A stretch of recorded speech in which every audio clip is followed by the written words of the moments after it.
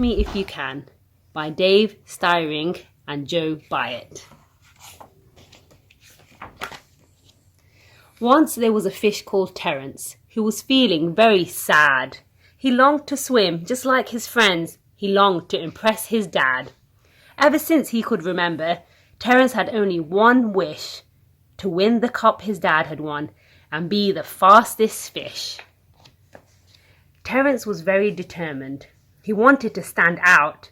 He wanted to be good at swimming. Of that there was no doubt. The problem for Terence was that no matter how hard he tried, instead of swimming straight ahead, he waggled from side to side.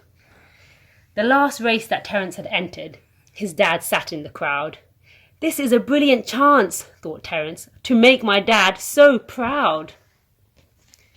Terence darted off with a splash. He dived further than the rest, but instead of going forwards, he just waggled east to west. Soon Terence was falling behind. He had no chance of winning. If Terence didn't speed up, he'd be back at the beginning.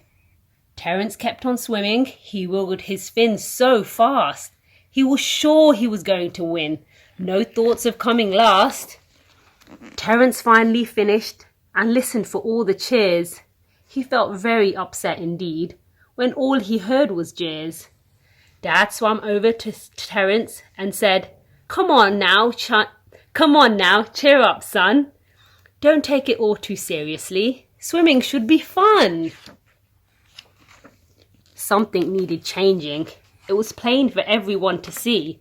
Luckily, Dad had worked out what that simple change should be. "You can do it, Terence," he said. "I know that you won't fail. You just need to move your fins at the same time as your tail." "When I was young," said Dad, "I wasn't as fast as other fish. Then I used my tail and fins together and I soon got my wish." So Terence started practicing, no matter what the weather. Very soon his tails and fin worked perfectly together. He listened to instruction because he knew that Dad knew best. Terence certainly put the work in. His dad was so impressed.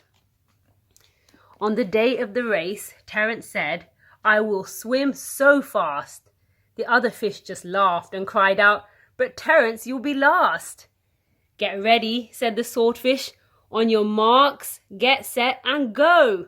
Terence darted away so fast while all the rest were slow.